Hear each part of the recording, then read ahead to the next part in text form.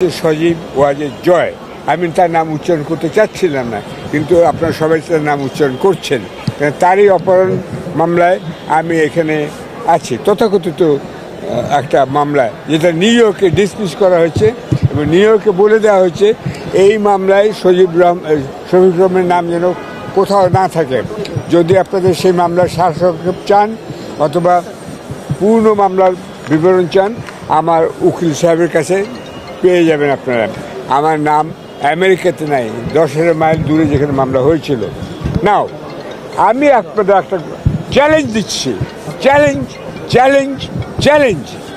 আপনারা সবাই, পত্রিকা যারা আছেন, ফটোগ্রাফার যারা আছেন, টিভিতে যারা আছেন, আপনারা খুঁজে বের করুন সজীব ওয়াজেদ জয় কীভাবে এবং কেন আমেরিকায় যেতে হয়েছিল তাকে। আপনারা সেটা দেখেন না কেন? আজকে আমার বিরুদ্ধে মামলা হচ্ছে, আপনারা খুঁজে বের করুন। আব্দুল আলম মিন্টুর সামনে, বাড়ির সামনে মধ্যরাতে একটা গাছের গোড়ায় কীভাবে জনতা ব্যাংকের একজন স্টাফ গাছে পিষ্ট হয়ে মারা যান। সেই গাড়ি কে চালাচ্ছিল, সেই গাড়ির চালক কে ছিল এবং সে কোথায় এখন, এইটা আপনারা বের করেন, তাহলে আমার প্রশ্নের উত্তর পেয়ে যাবেন। আপনারা সবাই উচিত, আমি কাগজ দেখবো আপনারা লিখেছেন কিনা। এটা আমার বিরুদ্ধে হত্যা মামলা হচ্ছে কেন?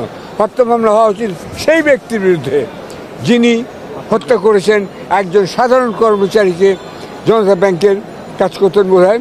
তাদের আত্মীয়স্বজনকে অনুরোধ করছি, আপনারা এগিয়ে আসুন, এদের সবাইকে বলুন আমার স্বামী, আমার ভাই, আমার ছেলেকে হত্যা করেছে যে, তাকে নিয়ে আসুন, তাকে এখানে হাজির করুন। এটা আমি বলছি, এই নাম আমি উচ্চারণ করতাম না, কিন্তু বারবার এই লোকটার নাম বলছেন। সে কি করে, সে কি করে, কি করে, কি করে আমেরিকা গেল, কি করে আমেরিকা গেল, কি করে আমেরিকা গেল, এইটা আপনারা জানতে চান। এইটাই আপনার অনুসন্ধানী রিপোর্ট হবেন। তিনি ওয়ান স্টপ সেবা শুশ্রূষার কথা বলেছেন, গত আন্দোলনে যারা আহত হয়েছেন তাদের জন্য সরকার এদিকে কাজ করছেন, আমি লক্ষ্য করছি, এটা একটা ভালো জিনিস। 2 নম্বর, আমি বলতে চাই ডক্টর ইউনূস একটা ভালো কাজ করেছেন। তিনি দেশে যে টাকা আনছেন, এইটাই কিন্তু বড় কথা।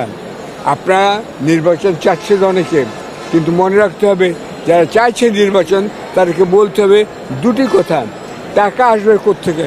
টাকা না আসলে আপনাদের ক্যামেরা থাকবে না, মাসে শেষে বেতনও পাবেন না এবং জিনিসপত্রের দাম কমবে না। এই টাকাটা আনছেন ডক্টর ইউনূস। ডক্টর ইউনূস বিদেশে খ্যাতিমান লোক, তার আবেদনে সাড়া দিয়ে অনেকে দিচ্ছেন। সুতরাং ডক্টর ইউনূসকে আপনারা যেতে দেবেন না, তাকে ধরে রাখেন, তাকে কাজ করার সুযোগ দিন। 15-17 বছর জঞ্জাল 15 মাসেও যাবে না। তিনি যদি অনধিক 4 বছর নির্বাচনের কথা বলছেন, আমি তো বলবো অনধিক 10 বছরও বলেন না কেন, অনধিক 17 বছর বলেন না কেন। 17 বছর যদি আওয়ামী লীগ রাজত্ব করতে পারে, অনাচার করতে পারে, আর একটা লোক যদি 17 বছর ভালোভাবে রাজত্ব করতে পারে, তাকেই থাকতে দেন, সেটাও আমি বলতে পারি। আমি সেটা বলছি না, আমি চাই যে গণতান্ত্রিক নির্বাচন হোক, কিন্তু ডক্টর ইউনূসকে সময় দিন, টাকা এনে যাতে উনি এখানে করতে পারেন।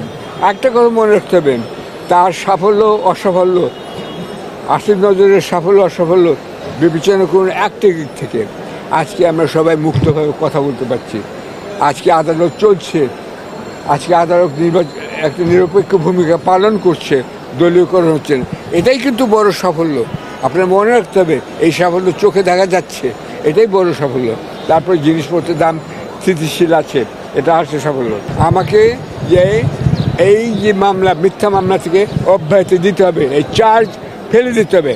আসিফ নজর সেটা করতে পারেন, আইনমন্ত্রী হিসেবে তিনি যে করবেন, ধন্যবাদ তাকে সেদিন দেবো। আর আমি বলবো যেসব রাজনৈতিক নেতা কর্মী এখনও জেলে আছেন, প্লিজ প্লিজ তাদের সবাইকে এক ঘোষণায়, সেখানে তারেক রহমান, ম্যাডাম খালেদা জিয়া, মির্জা ফখরুল এবং অন্য যারা আছেন সবার যেন এক ঘোষণায় মুক্তি দেওয়া হয়, এটুকু কামনা করছি।